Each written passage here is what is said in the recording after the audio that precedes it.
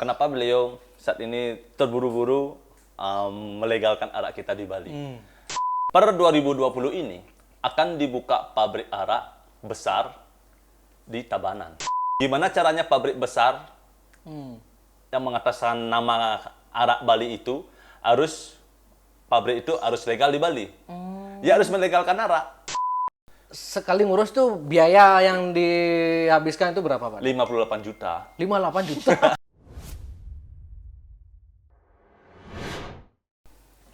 Om Swastiastu, Semeton Jak Bali. Kali ini Jak Bali mengundang tokoh yang sering menyuarakan pedagang-pedagang arak kecil.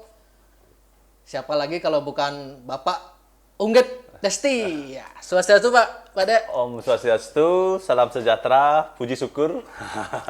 Gimana kabar Pak Dek? Ya, Asungkaro berkat doa teman-teman sehat dan baik.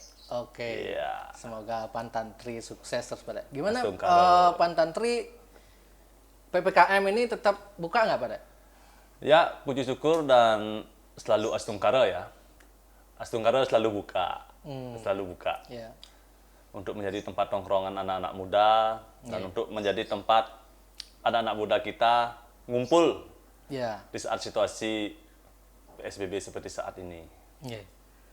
Pak Dek, niki tiang agak kaget niki mendengar atau lihat postingan Pak Dek soal arak gitu ya di Instagram. Kita buka kaca dulu, Ya, Nek. Ya. oke. Pak Dek ini kan sering banget artinya seolah-olah pergub ini atau perpres ini yang sudah melegalkan arak itu seolah-olah itu sia-sia atau merugikan rakyat kecil. Itu sebetulnya seperti apa sih Pak Dek? Bukannya merugikan ya, tapi penuh dengan jebakan. Karena sesuai dengan apa yang selalu kita bicarakan, apa yang selalu saya posting tentang Pergub 2020 pembahasan tentang mikol, minuman beralkohol itu yang mengatakan barang siapa yang ingin berjualan alkoholan golong C, jenis arak tersebut harus mempunyai sub NB. Apa itu sub NB? Surat izin menjual minuman beralkohol. Barang siapa yang tidak mempunyai sub NB, per 2020 ini akan terpidana langsung dengan denda sudah ditentukan dengan kurungan 6 bulan. Ya, Terus ya. apa untungnya ketika kita anggap dah warung-warung kecil, usaha-usaha kecil yang ada di desa-desa, petani-petani kecil itu membuat yang namanya sub NB. Masa warung kecil Ya, ya, yang notabene-nya hanya warung emperan di pinggir jalan, tapi kita harus mempunyai pabrik, Pabrik, ya. kita harus mempunyai koperasi, karena itu standar untuk mencari yang namanya surat legalitas yang namanya sub NB. Harus mempunyai pabrik, harus mempunyai surat usaha, itu sudah pasti. Ada yang lebih baik uang yang kita punya untuk bikin sub NB itu kita untuk menyambung hidup kita. Lumayan loh untuk membuat yang namanya surat sub NB itu, surat pelegalan itu, surat izin menjual minum beralkohol itu. Tapi Ya, takutnya ya, itu ya, ya. seperti yang dibilang itu terpidana langsung itu. Berarti dengan dilegalkan ini, makanya saya heran kadang-kadang lihat berita itu pedagang arak tiba-tiba dipidana gitu. Ini apa gunanya pergub sebelumnya gitu loh. Makanya berarti pedagang kecil, pedagang arak ngecer misalnya di desa-desa itu mereka berpotensi kena pidana juga gitu Pak Dea. Sangat terpotensi kena pidana, dan apalagi ketika rumah yang sifatnya hunian itu kita jadikan tempat menyimpan arak, kita jadikan tempat ajang jual beli yang namanya miras. Itu lagi hukumnya lebih keras, karena rumah itu sifatnya hunian. Ketika rumah kita jadikan transaksi yang namanya minum beralkohol, ketika ada penggerebekan, karena ketika kita tidak berizin, karena ketika kita tidak bisa menunjukkan sub NB kita, rumah akan terpolis lain. Ya, ya, ya. Ibaratnya bahasa Balinya, awen jumah jadi dian ngoyong. Di rumah kita ada paman, di rumah kita ada orang tua, di rumah kita ada bibi. Terus bibi dan keluarga kita terus tidur di mana selama polis lain itu masih ada.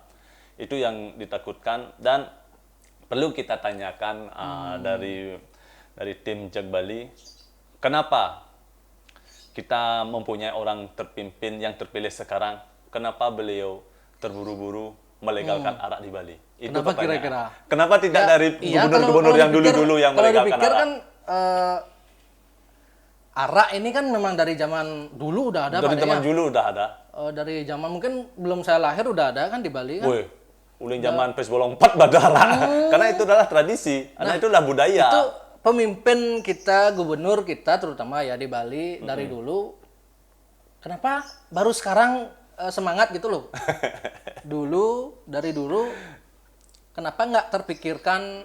Boleh Kenapa? minum, Neh? Ya boleh Pak De, silakan. Itu dah yang apakah memang ini ide cerdas dari gubernur kita sekarang Pak Koster atau gubernur dulu masih pikir-pikir karena arak ini kan alkohol bisa membahayakan atau Pak Dep mungkin punya pandangan gimana itu Pak Dep? Gini,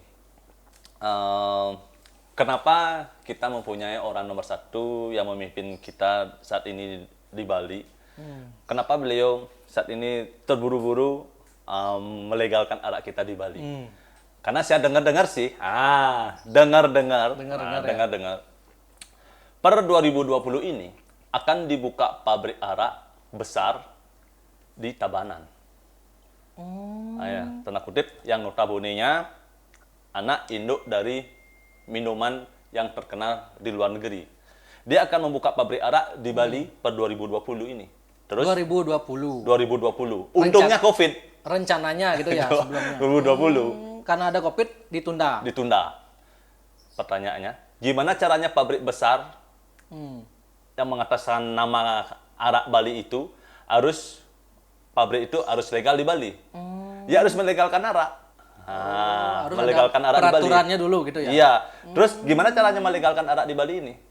Ya mungkin kita join dengan yang namanya orang nomor satu di Bali, atau kita membayar upeti kepada orang nomor satu di Bali kita untuk bisa membuka pabrik arak ini di Bali. Yang notabene-nya mengatasnamakan arak Bali, tapi ownernya orang asing. Gila. Tapi ini Pak Dek dengarnya dari mana ini? Dari orang-orang. Intelijen lah. gitu. Dari Tapi saya bukan obrolan warung gitu ya? bukan obrolan warung, dari Tapi intelijen dan orang-orang dari dipercaya. orang terpercaya pabrik Terpercaya. itu. Oh, di pabrik itu. Tempat bicara sama saya. Pak Dek, nanti 2020 akan dibuka pabrik arak besar di Tabanan yang mengatasnamakan arak Bali. Dia akan mengemas arak-arak Bali itu, dia akan membotolkan dan isi label. Dan arak Bali tersebut di pabrik di Tabanan itu akan mengekspor di oleh-oleh khas Bali. Akan mengekspor yang ada hotel-hotel yang ada di Bali, restoran-restoran yang ada di Bali. Terus gimana caranya ini arak ini atau pabrik ini yang di Tabanan ini biar legal? Ya harus bayar orang nomor satu kita. Ya harus arak itu legal dulu di Bali. Gitu. Terus itu diuntungkan oleh dia. Tapi dirugikan oleh kaum petani-petani kecil, oleh warung-warung kecil itu ketika ketentuan-ketentuan itu yang berisikan barang siapa yang ingin membuka usaha warung arak harus mempunyai SUP NB, surat izin menjual minum beralkohol. Barang siapa yang tidak mempunyai SUP NB akan terpidana langsung. Kalau dulu kan lain. Sebelum 2020 ini. Sebelum dengar-dengar yang namanya akan dibuka pabrik arak besar di Tabanan itu kan lain pergubnya. Barang siapa yang ingin berjualan alkohol golongan C jenis arak harus mempunyai SUP NB. Barang siapa yang tidak mempunyai SUP NB akan dikenakan T-piring. Kalau dulu T-piring. T-piring, tindakan Tindak pidana pidana ringan. Gitu. Kalau sekarang langsung Terpidana langsung dengan denda 20 juta dengan kurungan 6 bulan. Gila banget. Gila banget. Penuh tipu-tipu. Oh, itu karena itu Pak Dek sering membuat postingan di Instagram gitu ya. Tapi Pak Dek belum sempat nyebut langsung kan persoalan ini kan ada rencana-rencana pembuatan pabrik ini. Baru gambaran umum aja ya. Gambaran umum. Jangan sampai gitu. Oke. Makanya saya heran nih Pak Dek Unggit kok ngamuk-ngamuk aja terus soal ini gitu. Nah gini, bukan saya nggak pernah ngamuk, dan nggak pernah ngomong. Mungkin banyak teman-teman yang pelakon-pelakon arak itu tanda tanya dengan saya, Padek lo, maaf, Padek lo sebagai jualan arak besar di Sanur. Kenapa ketika ada pelegalan masalah arak ini, Padek bertolak belakang dengan tidak bergandengan tangan? Ya, orang Padek tidak setuju. Kenapa? Karena penuh tipu-tipu. Karena ketika masyarakat kecil, warung kecil akan melakukan ini amangka bisa. Ketika kita memenuhi standar yang namanya SIUP NB itu, gimana cara kita itu biar keluar SIUP NB itu kan harus bea cukai, yang harus BPOM, harus mempunyai pabrik dan harus ikut anggota koperasi. Apakah kalian bisa? Saya bilang, oh gitu Pak Dek. Iya. Kamu tahu nggak Pergub 2020? Mindset masyarakat selama ini kan begitu keluar Pergub. Arak Bali legal. itu arak legal, rame-rame pokoknya kita minum arak bebas gitu, nggak akan Bea digerebek. cukai boleh menangkap loh. Oh bisa. Bea cukai boleh menangkap. Makanya saya warung Pandantri tidak pernah namanya label. Warung saya nggak pernah label. Oh gitu. Arak saya nggak pernah di label. Tapi saya bisa menjaga kemurnian arak saya ketika dia membeli langsung di Pandantri. Makanya saya tidak punya reseller. Karena saya dapat bocoran. Padek nggak usah tercantumkan Pandantri atau nama Padek. Karena gimana? Ketika saya mencantumkan nama saya atau Pandantri, mana surat Padek berani menyantumkan nama Padek Pandantri? Mana legalisasi Padek? Mana bea cukai Padek? Mana BPOM Padek? Kalah. Nggak ada. Terus kenapa Padek berani menaruh Pandantri? Yang untuk promo warung saya. Berarti promo Padek harus ada surat legalnya. Ketika tidak ada surat legal, Padek dibilang lagi penipuan. Gitu. Bea cukai boleh nangkap. Oh berarti sepanjang nggak ada label gini kita masih aman gitu ya? Masih aman karena kita mempunyai warung murni dari warung Pandantri.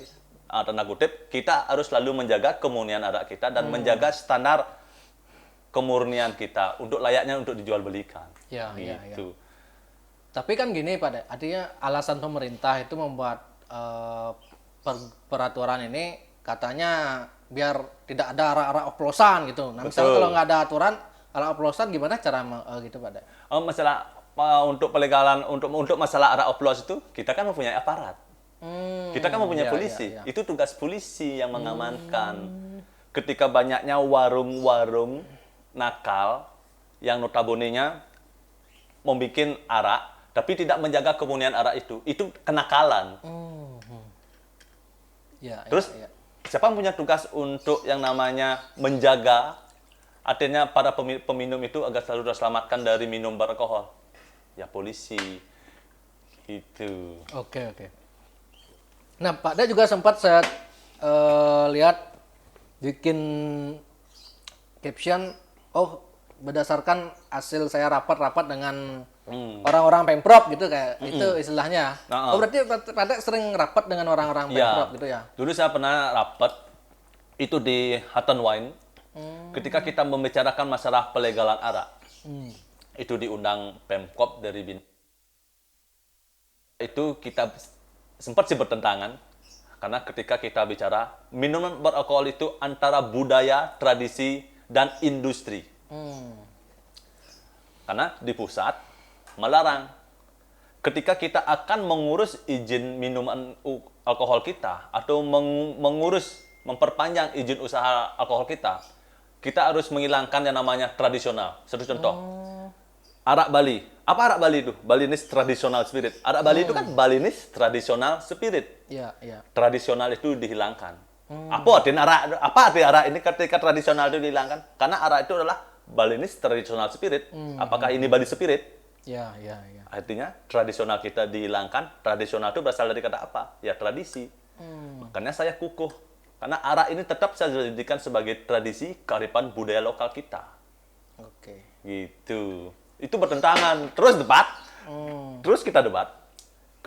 Tapi di pusat nih. Bukan kita bicara di Bali. Di pusat. Ketika kita akan memperpanjang izin. Atau ngurus yang namanya mikol kita. Tradisional itu harus dihilangkan. Balinese. Jadinya arak itu apa dong? Karena arak itu memang Balinese Traditional Spirit. Ini loh tradisional spirit kita di Bali. Terus ketika tradisional itu dihilangkan, apa jadinya bahasanya arak itu? Arak Bali gitu jadinya kan? Artinya tradisi kita, budaya kita jangan sampai hilang. Iya. Makanya saya selalu berpikir, enggak usah dah arak Bali itu dibesar-besarkan. Biarlah kecil. Berarti sebetulnya kalau memang faktanya seperti itu, makanya Pak Dek berstatement selalu kan lebih baik seperti dulu gitu ya. Seperti dulu, tip piring. Dulu daripada sekarang. Iya. Gitu ya, berarti nah misalnya kalau udah terlanjur ini kan pergub udah terbit, perpres udah terbit, nah solusi sekarang gimana kira-kira paling aman itu cara bagi pedagang arak itu sekarang gimana Pak Dek? Menurut saya pribadi sih, kalau bisa, kalau kita membuka warung arak, karena situasi saat seperti ini, ketika kita yang namanya pariwisata dalam titik nol, ketikanya banyak anak-anak muda kita tidak bekerja. Banyak loh anak-anak muda kita ingin berjualan warung arak. Banyak loh anak-anak muda membuka yang namanya warung-warung kecil yang notabene-nya ingin menjual arak sebagai peneman sebagai peneman makanan mereka yang mereka jual. Kalau saya boleh berharap oleh pemerintah pusat, dan saya bisa memohon kepada yang namanya Bapak Gubernur kita, cukuplah kita yang namanya arak itu, ketika ingin berjualan arak itu cukuplah kalau bisa hanya mencari surat pengantar dari banjar setempat, dari lurah setempat. Ketika kita sudah mengajukan surat permohonan dari banjar, dari lurah, atau dari kecamatan untuk lebih luas, yang kita lampirkan, kita akan menjual makanan dan akan mengisikan pendamping minum beralkohol jenis arak itu. Kalau sudah banjar di sana oke, warga pendamping oke, banjar setempat oke, dan lurah oke, izinkan kami untuk menjaga dan melestarikan minuman tradisional kami. Ya nggak usah lah ya namanya SUP NB. Karena ketika kita mengurus SUP NB, lumayan loh. Karena ketika situasi pandemi saat ini, mungkin dari Jak Bali pengen tahu berapa untuk ngurus SUP NB Kelapis. Gimana, prosedurnya ngurus itu gimana sih Pak Dek? Kalau Pak Dek udah sempat ngurus belum? Sudah dong. Nah gitu prosedur gimana? Tahap-tahapnya biar semeton Jak Bali tahu juga yang pengen jualan arak itu loh. Teman-teman, kalau mau ingin memenuhi standar SUP NB, untuk kita surat SUP NB itu keluar, sudah pasti yang namanya IMB. Izin usaha, harus IMB izin mendirikan bangunan. Itu bangunan biaya berapa? permanen. Itu bangunan dulu, bangunan permanen. Terus itu bangunan, kita yang namanya ngurus bidang warung usaha. Habis itu NPWP kan sudah pasti, karena itu sebagai pajak. Dan yang gini kita harus menjadi anggota koperasi. Oh, wajib itu? Wajib. Kita harus mempunyai nggak bisa pabrik. berdiri sendiri gitu? Tidak. Kita harus mempunyai yang namanya pabrik. Mempunyai pabrik untuk arak kita. Sudah kita mempunyai pabrik arak kita harus mempunyai koperasi. Habis itu sudah lagi diproses dan ada kunjungan lagi ke tempat usaha kita. Sudah kunjungan ke tempat usaha kita untuk bea cukai. Sudah keluar bea cukai, baru BPOM. Ketika arak kita akan dites di lab untuk kelayakan kita belikan arak kita. Lumayan rumit lah, lumayan mengeluarkan kecer lah. Artinya kita kan tidak bisa menjual arak kita. Yang saat ini kita menjual arak kita, di Pandanti 28.000, untuk arak koktail ini 40.000. Kita nggak bisa memenuhi standar yang namanya ekonomi ke bawah. Ketika arak kita gagah loh. Arak kita sudah mempunyai SUP NB, saya sudah bebas menjual arak, menjual belikan arak. Saya sudah ngurus yang namanya SUP NB. Tapi sasarannya kita apa? Apakah itu kita jadikan untuk gagah-gagahan? Karena untuk SUP NB itu kita 5 tahun diperpanjang loh. 5 tahun diperpanjang. Ya. Kecuali untuk ngurus SUP NB itu seumur hidup. Karena SUP NB itu ngurus izin minum beralkohol itu 5 tahun. Sekali ngurus tuh biaya yang dihabiskan itu berapa Pak? 58 juta. 58 juta? Gila. Berat. Ya. Berarti misalnya kalau saya ingin jualan arak nih, harus bikin koperasi gitu? Harus mempunyai pabrik. Pabrik arak. Harus mempunyai pabrik. Iya. Standar kita untuk mengeluarkan SUP NB, surat izin menjual minum beralkohol, kita harus mempunyai pabrik.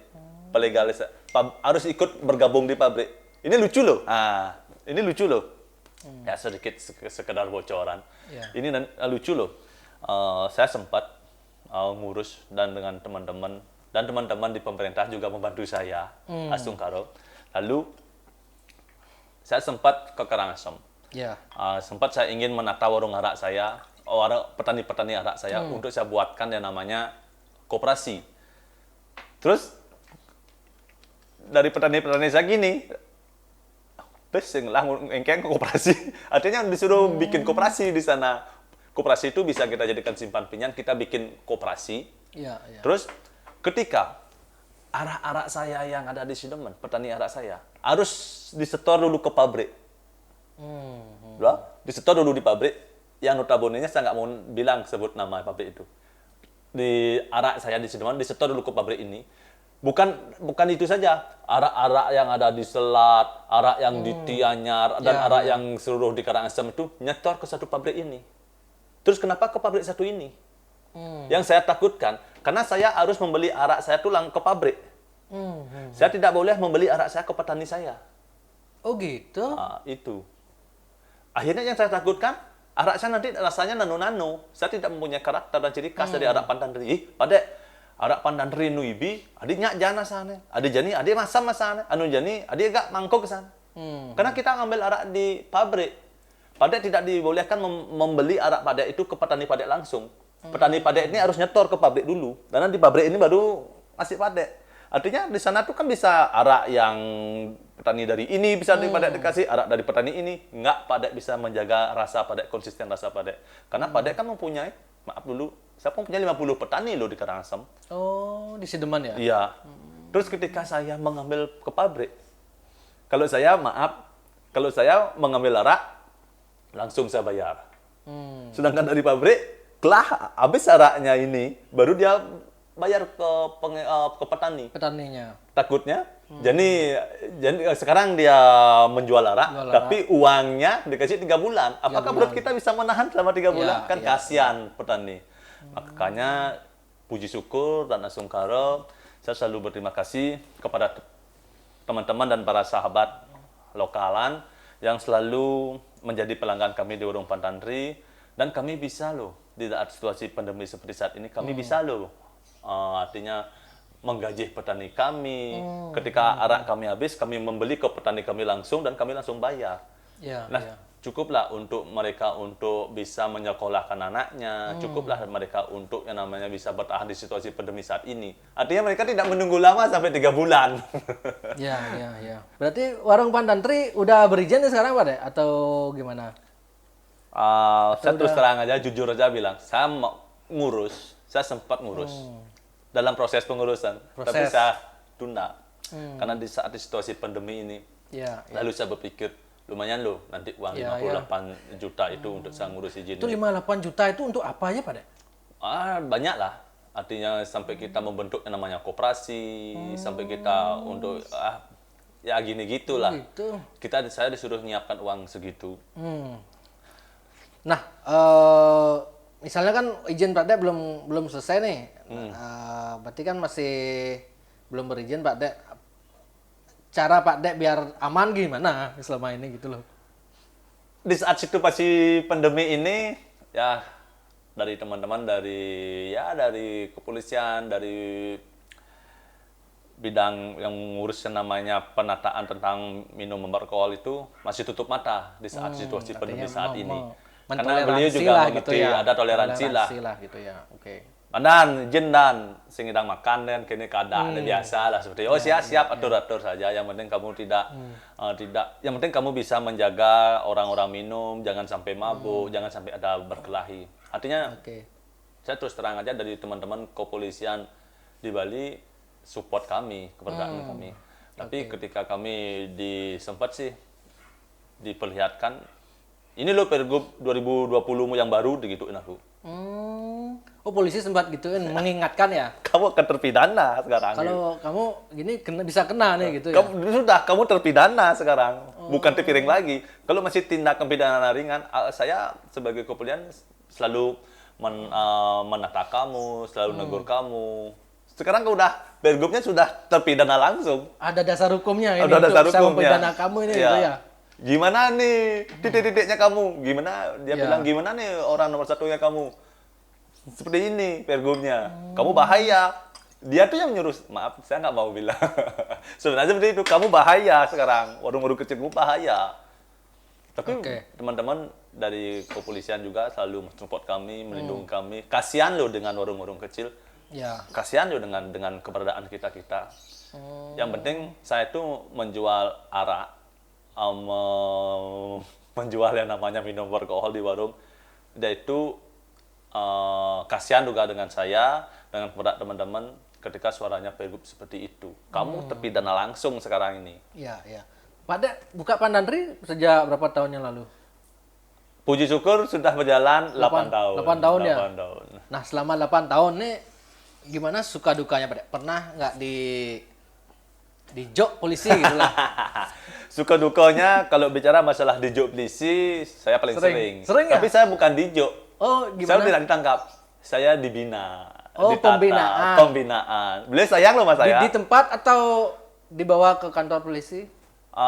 Di bawah kantor polisi pernah, di tempat sering, maaf, untuk menjalani yang standar yang namanya pangenah polisi bekerja, membina saya.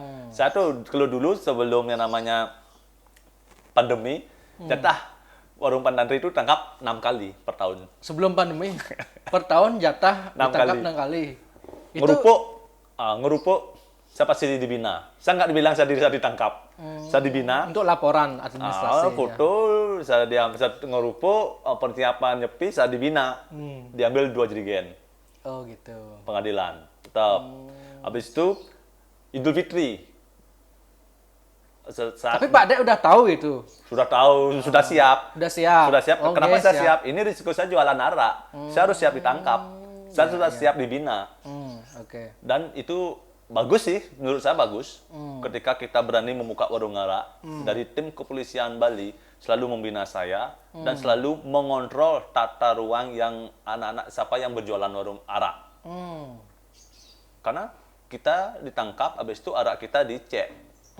Apakah arak kita mengandung metanol? Ya, ya. Apakah arak kita layak untuk dijual belikan beredar di Bali? Saya selalu dibina 6 kali, setahun itu 6 kali saya ditangkap. Mungkin dari teman-teman kepolisian ingin selalu mengecek saya. Ya, Karena Puji Syukur dan Astungkara di Warung Pandandri sebagai tempat tongkrongan anak muda. Mungkin anak-anak dari kepolisi itu kan sering nongkrong di Pandandri. Sering juga ya. Juga Polisi sering. pun sering juga minum arak di sana ya. Ya, sering teman-teman saya. Artinya Oke, kita bicara, ya Pak Dek Ben Puan mejuk. Saya ditangkap tapi saya udah tahu saya akan tahu, ditangkap udah ya. tahu. Pak Dek, Ya, ini Pak Dek dibina. Ya, ya. Nah, itu nyepi. Tapi nggak sampai di penjara gitu ya? Nah, Oh, cuman sampai pembinaan aja. sama pembinaan ya sempatlah 24 jam dikasih keterangan.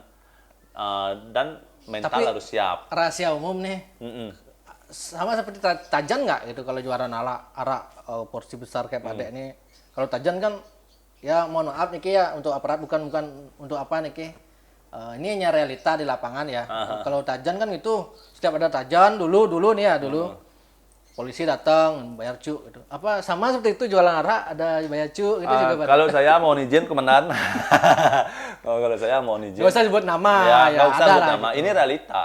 Karena kita berani yang namanya berjual minum beralkohol, apalagi kita tidak berizin.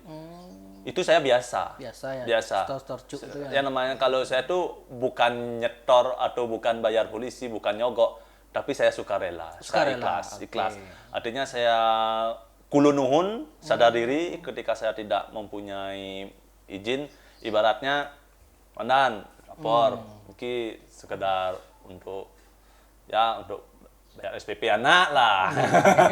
Ya, izin. Ya, siap. Oh, udah. Gimana kamu? Kamu sudah bisa menjaga warung kamu. Kamu sudah bisa kontrol anak-anak. Tapi beliau selalu menekankan kita untuk menjadi orang tua. Iya, iya. Kamu sudah bisa menjaga orang minum di warung kamu. Bisa, Nan. Kamu sudah bisa batasi di warung kamu tidak ada orang berkelahi. Bisa, Nan. Kamu sudah bisa ketika orang minum di tempatnya kamu, di pulangnya motornya tidak kencang. Karena itu tempatnya kamu pemukiman loh. Jin udah, Nan. Udah bisa. Ya, silakan.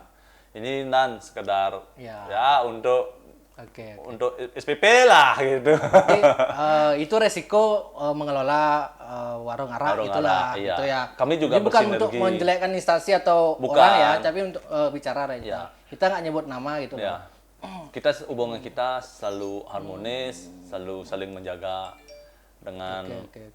warung-warung arak lainnya. Bukan Warung saya. arak lain juga gitu sama pada ya. Kalau mohon maaf, kalau kami di Sanur, kami di Sanur kan Sanur paling banyak warung arak ya, kayaknya. di Sanur itu kan kami anggaplah dibilang sebagai warung arak, kami ada warung Odah sebagai senior kami, ada Dong Oman sebagai senior kami, ada Pantandri. Ya kami selalu bersinergi dengan saling bertanya lah. Dek, kadek penyetor itu udah saling bicara masalah setoran lah. Bukan masalah penyetor, artinya kami ikhlas, artinya kami Sekali saling setor support. berapa paling banyak pernah pada? Alah di orang gitu. Oh nggak usah ada sebut nilainya, nggak usah ada sebut. Ya. Ya bukan kami bilang Ini nyetor. kan Pak Jokowi bebas mengkritik gitu kan. Ya. Nah, ini bukan kritik juga sih, artinya berbicara fakta gitu loh. Ya kita juga tahu standar-standar kita. Yang mana kita boleh bicarakan, Ya, yang mana siap, kita boleh siap, tidak. Ya gitu. So ini mejuk Bali. Oke Pak Dek, selama 8 tahun ini pernah nggak ada kejadian unik? Kan arak ini identik dengan alkohol. Ya. Alkohol bisa menggulingkan kesadaran orang. Setiap lihat warung-warung Pak Dek rame-rame gitu tuh. Ya. Pernah nggak ada keributan atau yang paling berkesan, paling Pak Dek ingat tuh seperti apa? Pernah nggak? Ya, terima kasih Tuhan. Selama ini 8 tahun berjalan belum sih ada yang namanya nggak pernah keributan, belum pernah.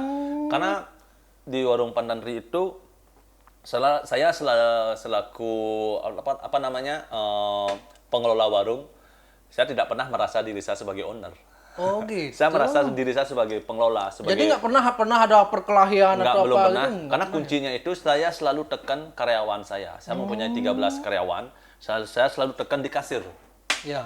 Saya selalu tekan di kasir. Kalau standarnya di table, orangnya berempat minum, standarnya dia boleh minum 2 botol. Oh gitu. Iya. Misalnya kalau lebih? Kalau lebih saya nggak kasih, silahkan bungkus.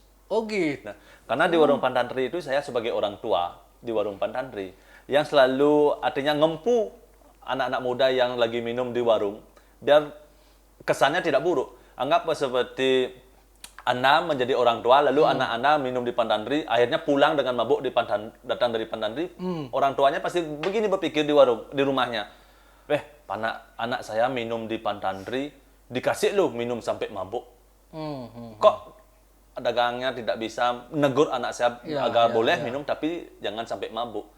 Saya selalu menyarankan dan selalu saya tekankan kepada karyawan saya, kalau dia minum berdua, jatah mereka hanya boleh 1,5 botol.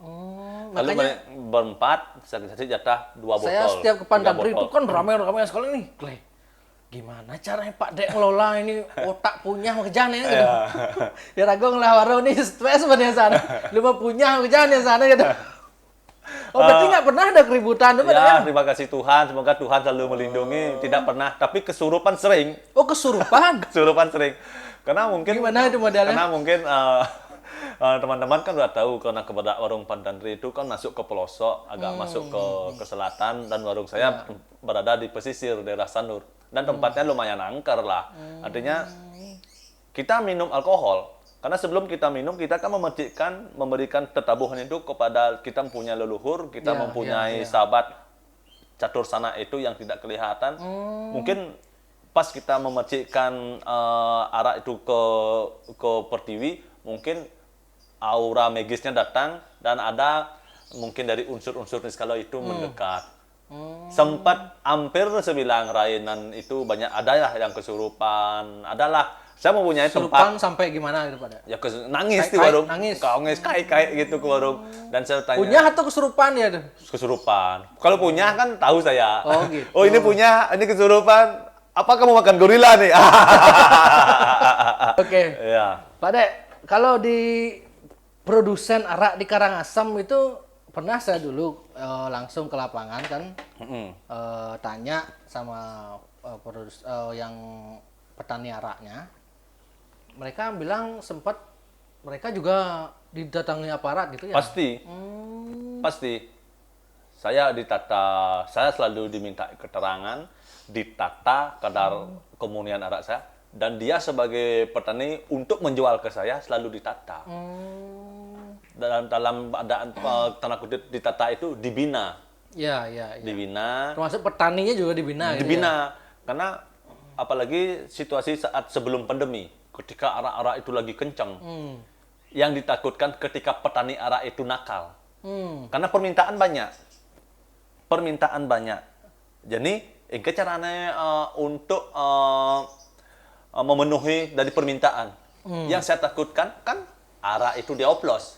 Halo, saya bisa loh ngaplos arak. Tapi apa yang terjadi? Kita meracuni generasi kita. Kita meracuni bangsa kita. Kalau Mati. orang-orang meninggal kan tuh karena arak oplosan Itulah ya? ada oplosan.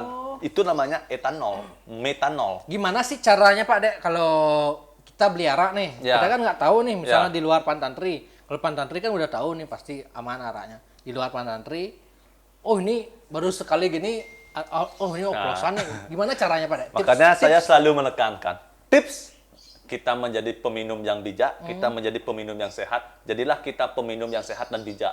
Sebelum kita minum, kita lihat dulu alkoholnya. Kita lihat, anggaplah ya, kalau ada arak tok, ini kan Gimana araknya, cara arak melihat putih. alkoholnya? Arak, kita lihat dulu araknya, kita angkat. Kalau ada bintik-bintik itu bintik, itu menandakan arak itu murni. Oh, Nah. kalau arak putih kan ya? Kalau araknya kita lihat, kalau araknya seperti Bintik. itu murni kayak air kelapa. Ketika kita kita lihat araknya, lalu kita lihat bening, ibaratnya bagaikan minuman aqua, itu hati-hati. Oh, Karena unsur yang terkandung di dalam arak itu kan unsur air kelapa dan air jakel. Arak jakel dan arak nyuh. Ya, Ketika arak nyuh, saya bicara dengan arak nyuh, ingkena cara ya nyuh itu jenang. Kedua, sebelum kita minum, kita lihat. Sesudah kita lihat, kita cium. Kita cium dulu arak kita. Oh, ini arak nih. Karena arak itu engkennya baunya nyangluh seperti air kelapa itu, dan ada yang namanya bau pun-pun itu, berarti ini arak asli sulingan.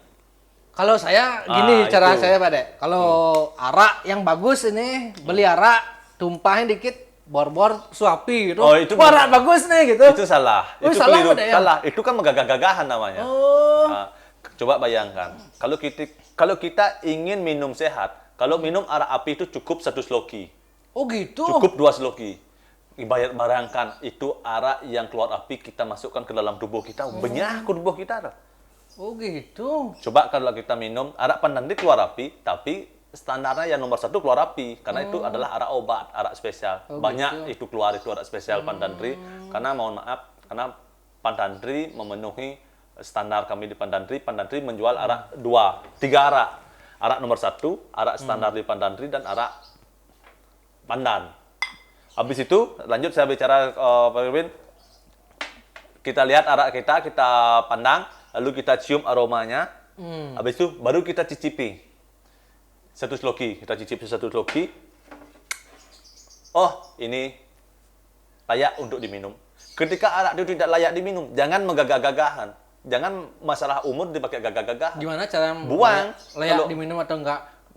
Ada arak tuh baunya kayak etanol, kayak esaton, kayak pembersih kuku, keras kerantek, keras ngawag. Ciri dari arak bagus itu ketika kita mabuk besoknya badan kita sehat, kepala kita ringan, tidak uyang-uyangan. Itu mening- ciri arak bagus. Itu ciri arak bagus. Dengan kemurnian arak itu terjaga. Pernah saya minum arak, besoknya meriang gitu. Besoknya lemat pusing. bayu, gimana tuh? Patut Dicampur. dicurigai. Patut dicurigai. Patut dicurigai. itu Karena mencampur. takutnya ketika arak rame di pasaran, arak murni itu 50% dan arak itu oplosan 50% dijadikan satu di dalam jerigen. Akhirnya apa yang terjadi? Tubuh generasi muda kita, anak-anak muda kita hancur. Terus umur 30 pasti kencing manis, levernya rusak. Jadi saya ngengken sehat, sekarang nggak apa. Oh, saya ngengken sehat, tapi apa dampaknya ketika kita umur 35 dan 40? Di sana dampaknya hancur organ tubuh kita. Karena organ tubuh kita ada hati, ada organ tubuh kita ada yang namanya lever, itu yang hancur, paru-paru hancur. Oke. Gitu. Ini selain meskipun jualan arak nih Pantantri ini, saya salutnya sama Pantantri itu Pak De Unggitnya juga sering berbagi gitu. Mungkin bisa ceritakan dikit Pak De, apa aja kegiatan sosial selama ini Pak De? Itu bagian dari kebahagiaan saya ya. Ketika saya anggaplah dari Unggit Testi sebagai pengelola warung Pantantri, saya merasa bangga. Ketika saya sebagai pengelola warung arak, ketika keberadaan warung Pantantri, ini loh warung arak. tapi selalu support kreativitas anak muda Bali dan apalagi itu anak muda Denpasar kita. Ya. Apalagi itu bersifat budaya, seni dan menjaga tradisi. Angidam saya support, pasti saya support.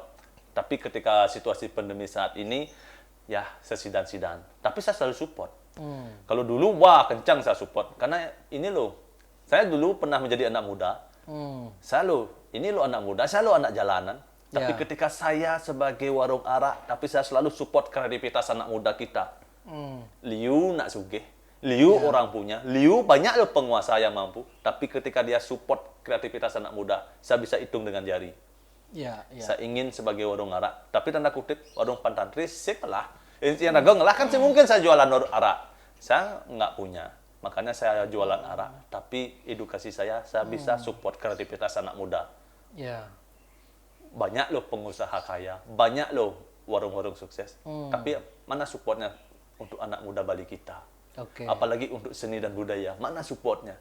Sekarang kita harus support, kukuhkan dan ajarkan.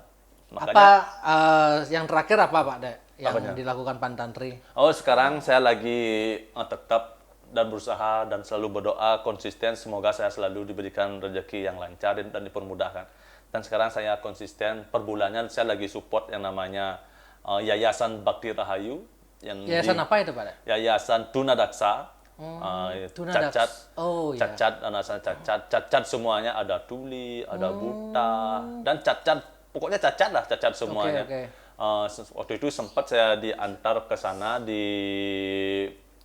Siangan, Gianyar, dan sempat saya bicara sama keponakan saya, adik saya, dan kebetulan adik saya sebagai pengacara di Pengadilan Negeri Denpasar, dan berkata, cerita nih dikit ya, dan berkata, Pade ada Bayu support anak cacat, Pade. Udah jatuh di Siangan, ayo kita ke sana. Habis itu singkat cerita, ketika kita bicara dengan adik saya, lalu saya diajak ke Siangan di Yayasan Bakti Rahayu. Di sana saya merasa kecil loh, kecil sekali saya. Padahal saya bicara dengan orang-orang cacat, dan saya merasa kecil ketika dia tuh bicara, mohon maaf, Rp1.000 pun tidak pernah dibantu oleh namanya pemerintah. Dia hanya mengandalkan swadaya, dia hanya mengandalkan donatur-donatur yang berkunjung ke yayasan tersebut. Lalu saya kayak blank otak saya, kosong. Lalu saya masa kecil, saya akan bantu ini. Mudah-mudahan berkat dari Kuasa Maha Kuasa, saya bisa selalu konsisten membantu, walaupun kecil, tapi saya konsisten. Tidak usah kita gagah-gagahan bantu banyak, tapi sekali, tapi saya konsisten. Apa Bapak perlukan kepada saya? Lalu itu ketua yayasan itu bicara sama saya, Pada di saat pas situasi pandemi saat ini, saya malu loh mohon bantuan, karena mereka sadar ketika situasi ekonomi dalam titik nol seperti ini, dijauh oleh pengusaha ketika akan bantu mereka, dia juga sadar. Nah mungkin ya berapa ya saya punya, saya akan bantu.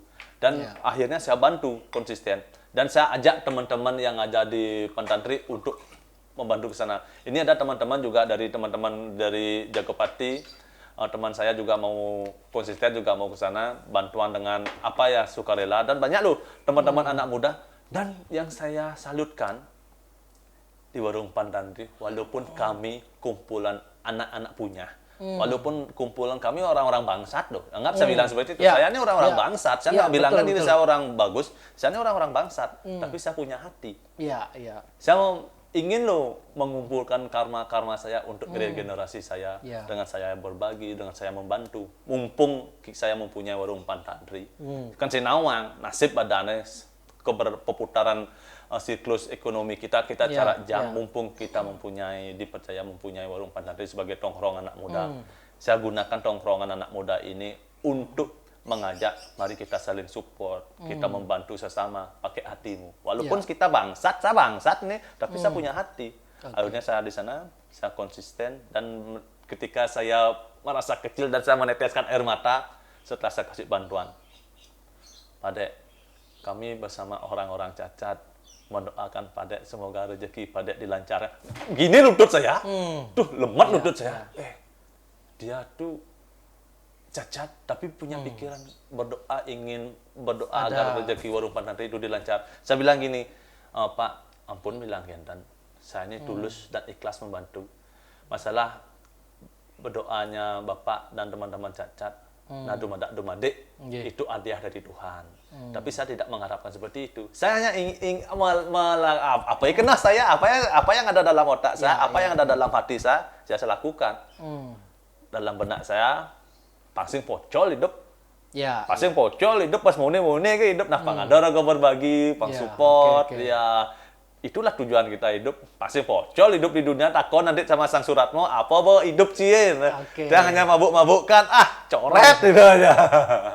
Ya, artinya kita bangsat, kita mabuk-mabukkan, nah kita lokalan loh, tapi kita bisa punya hati dan berbagi. Itulah yang saya salut selama ini dari Warung Pantantri Semeton. Jadi sosok Pak Dek Ungit ini juga suka berbagi gitu loh. Walaupun bangsat lah. Walaupun bangsat.